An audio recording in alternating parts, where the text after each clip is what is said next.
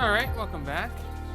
So it's kind of continuing towards the end of the French stuff, which is taking a while. I apologize. I actually been debating how to do this one. So this is going to cover Normandy. We did do a trip there. So what I actually think we did go also we basically kind of traveled this whole little area here. So down here is Mont Saint Michel, which I showed previously, and then we kind of stayed and then kind of came up through here. So, but anyway, these are the beaches. So, and the good thing with the satellite imagery now, I actually can zoom in and get a sense of where I need to go. And basically, what we saw was like the main cemetery, which is like for all the fallen allies during the Normandy D-Day invasion. This is actually around Omaha Beach where all this is. There's not gonna be a lot to see, honestly. Probably, it's just a beach now. But there'll be some stuff we might see from the air, and I can talk a little more about that.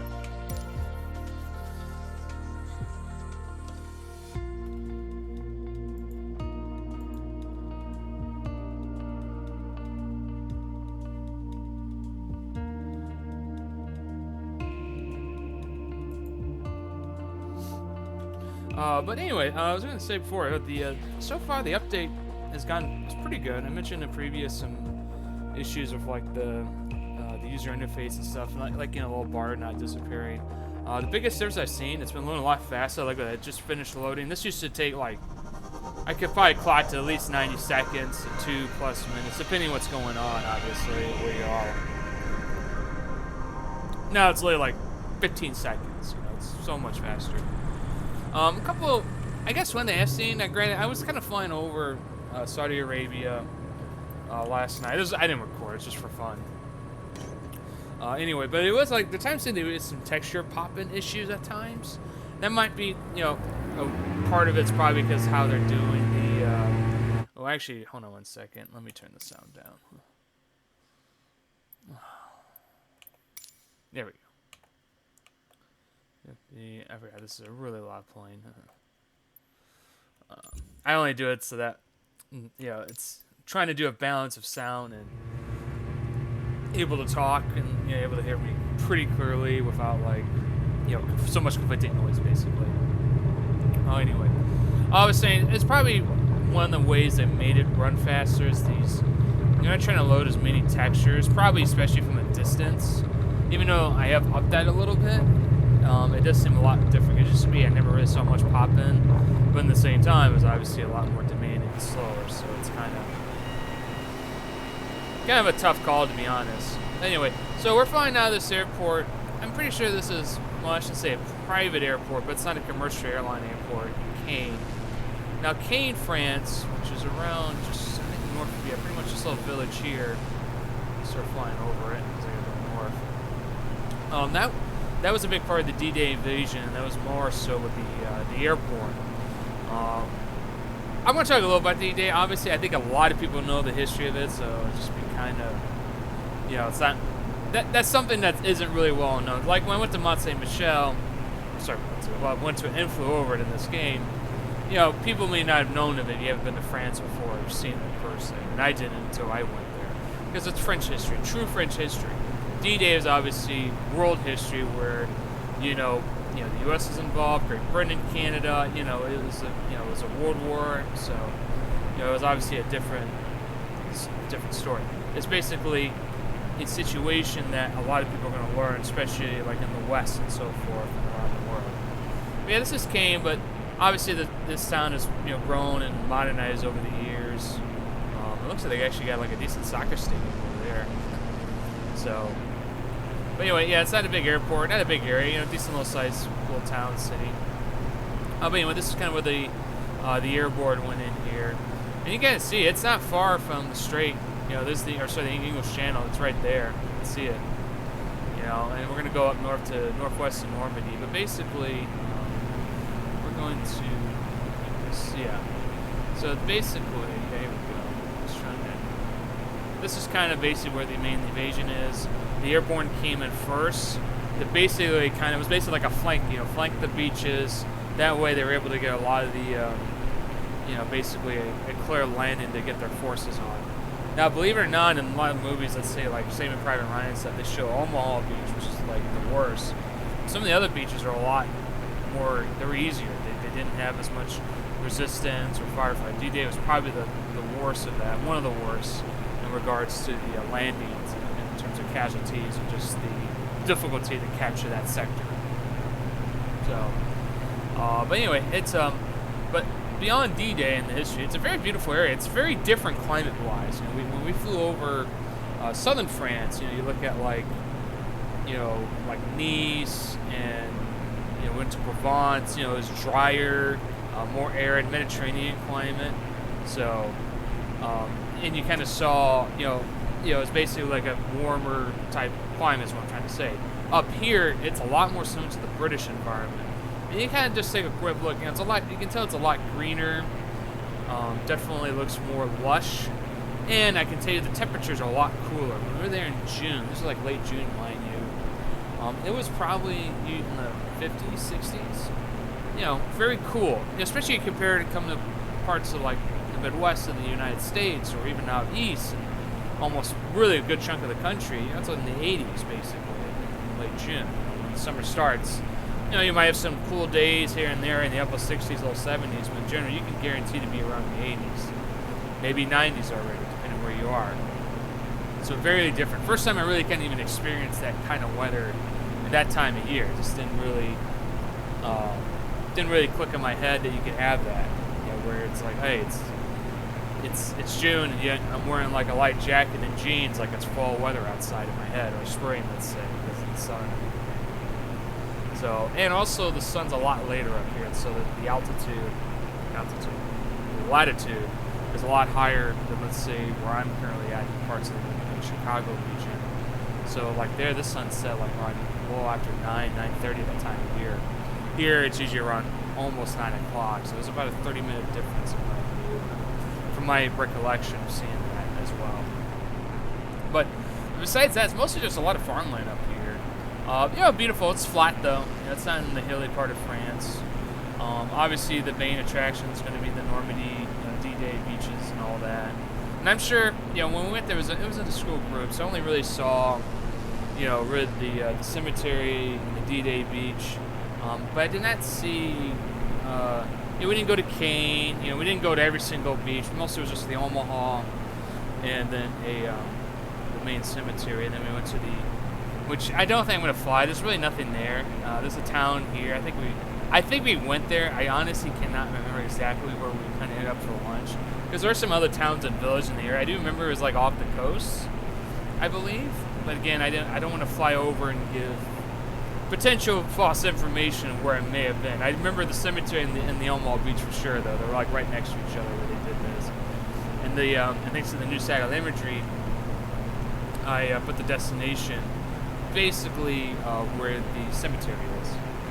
And I may not do a landing in this one. I think I'm just going to fly over the beaches and talk a little about it some more when we get there, and then kind of wrap up the video. Again, it sounds weird since there's a lot of history of D-Day and stuff. It's just kind of, it's like everyone I think everyone kind of knows. So usually when I try to do these videos, I try to give out information that maybe people do not pertain, whether it's like as I mentioned, Mont Saint Michel, maybe about an airport system like Tokyo in the past I've done, or my personal travels and recollection.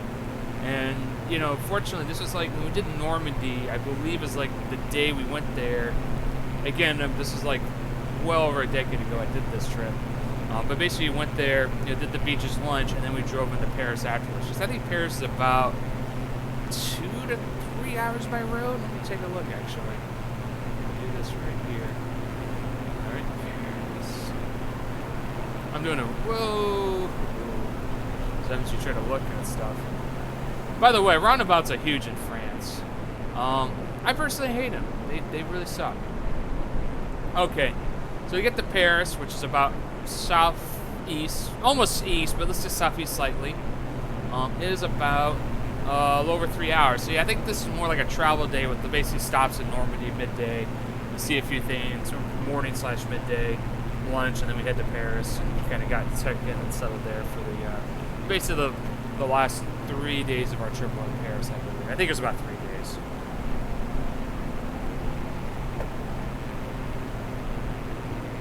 Also, it's been nice. I kind of like to keep live weather on, And lately, when I've been trying to record up here, it's been raining a lot. Actually, not just rain. It's been cloudy. It's just been hard to see stuff, so it's been kind of annoying. I see there's a plane out there, but I don't see any. Oh yeah, I don't have multiplayer. Well, I don't have the multiplayer turned on right now. So. Now this is cool. It looks like. Let's see if we can get low. I got to be really, really careful so I don't crash. You know, crash the plane or do serious damage. All right. Now that is cool. I'm gonna do a quick pause just to kind of see here.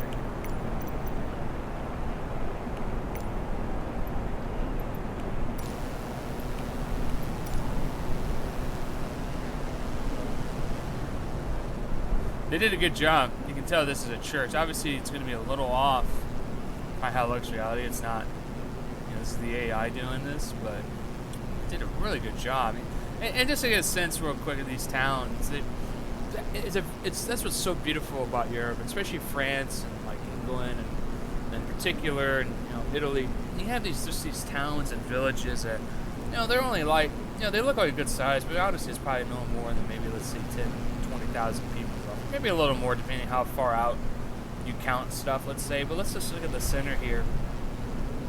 You know, you can easily walk around here for a couple hours, and it's just a bunch of beautiful alleyways. You find little restaurants, shops, and cafes. You know, little stores to get stuff. You know, nothing too crazy. It's not like a giant. It's not like in the U.S. where it's spread out more. Let's say, you know, like we spread like out here, kind of spread out plazas and stuff. Pointless roundabouts, more roundabouts. And a roundabout with a roundabout. But anyway, yeah, so you just kind of see that's what's so fun about going to Europe, especially these older towns and villages, just how, you know, they convert them for roads, but it's like very narrow, you know, very walkable, and just the building architecture is just really fascinating too, because you go into these buildings been around for, you know, literally like 100, like over a century, you know, maybe several centuries. Won't really think about it until you might be like a little plaque or something that talks about it. Alright, let me get back to the perfect. Speed this up again, so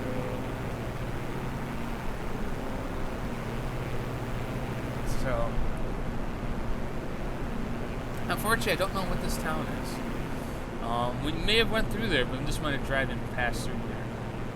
And as I said earlier, and there's several villages and towns like this, you know, just kind of a little-sized city, but nothing major. Like we're already on the outskirts of it again.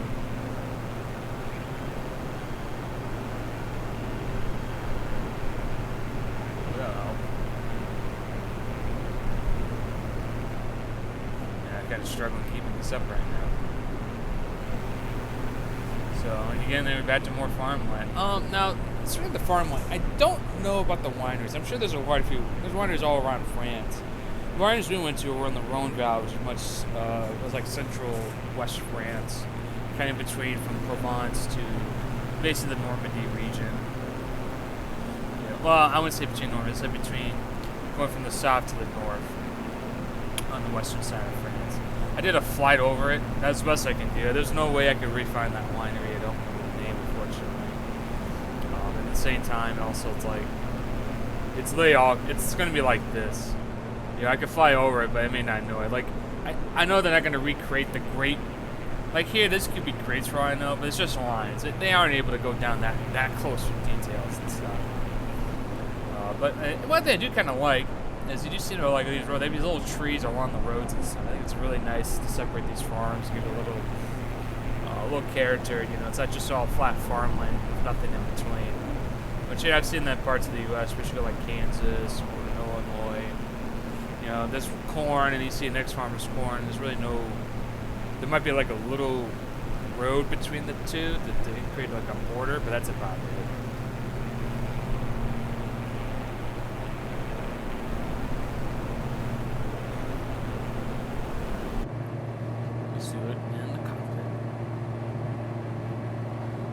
It's always a caution.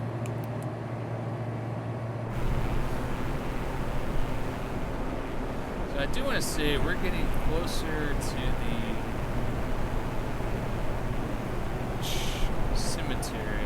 I put the destination roughly right around it, so hopefully it looks. It works. Hopefully it shows up properly. We can see it.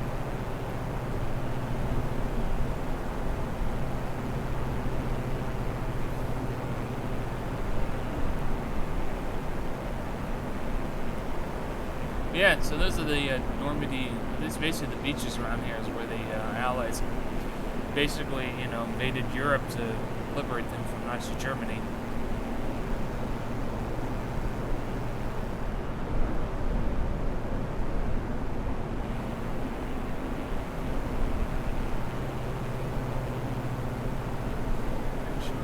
I'd say it'd be cool. Might be a little too much to ask. If they could do the satellite imagery on these maps. That make it so much easier to find stuff. Thankfully, though, we can do at least on the overview maps now when I plan these routes.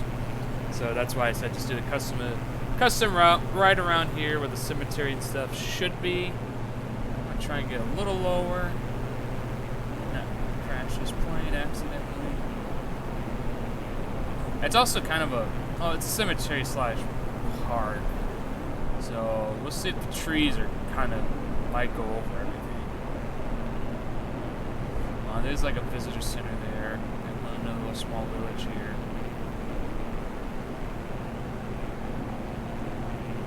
I think this is it right here.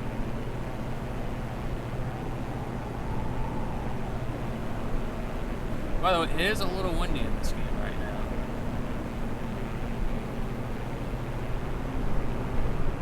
Actually, so this looks like the parking lot.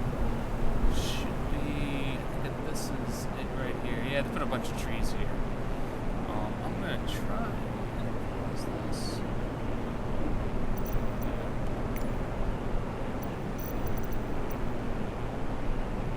Okay. Alright, let's go down. Yeah, this is it. So it's a little off. These trees should not be in the middle of the crosses, but this is it. There we go. Sorry, where's my map? Yeah, so I remember we kind of parked. We parked over here, and then we kind of walk. It's not a bad little walk, and this see, it's literally just right off the coast.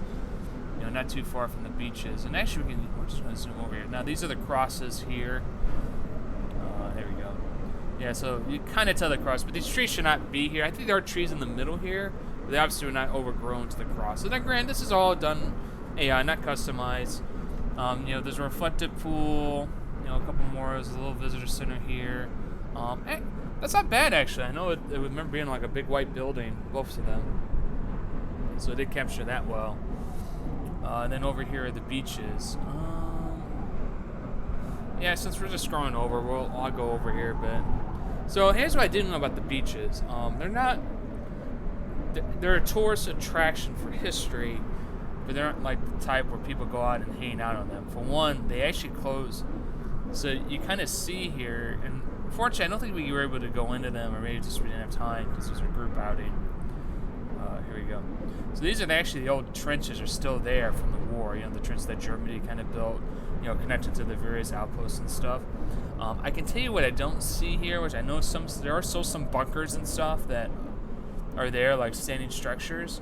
I don't see that here. Obviously, from the silent imagery, they probably just it's too small to really recreate. No big deal. But also, they told me like these beachheads, you can't really go on them because there are actually still mines there.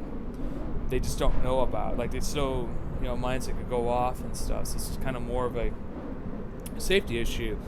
And unfortunate, that basically people can't really reuse these beaches. But at least with, like, the bunkers and stuff and these trenches, those are visitable and kind of show you the history and kind of how they did the fortifications. And this is Omaha Beach here. So this is the main, the main beach where, I saw the most action that day. There are obviously other beaches and fronts throughout the coast, but this is kind of like the Omaha.